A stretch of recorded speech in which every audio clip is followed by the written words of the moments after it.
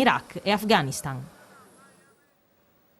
Corridoi universitari per rifugiati è il progetto che grazie alla collaborazione con la Caritas ha consentito l'arrivo nell'Ateneo Cagliaritano di 3 studenti provenienti da paesi difficili. Roberta Mocco.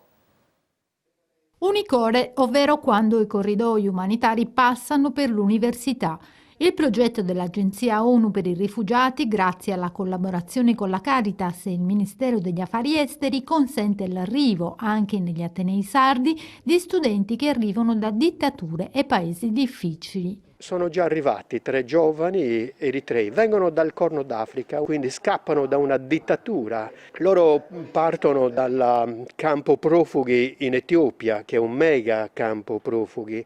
Poveri, hanno provato tante vie di fuga per arrivare in Europa, ma poi sono sempre stati riportati indietro dalla Libia, dall'Egitto, eccetera, fino a quando poi lì Caritas italiana non li ha intercettati nella sua funzione e poi sono arrivati, ecco, finalmente qui da noi a Cagliari. La collaborazione con la Caritas ovviamente è molto importante perché ci aiuta nell'accompagnamento di questi ragazzi non solo nel percorso universitario ma anche nell'inserimento nella vita sociale a Cagliari, in un paese che comunque per loro è completamente nuovo, uno stile di vita completamente nuovo. E arrivare qua è comunque bello per loro ma anche impegnativo.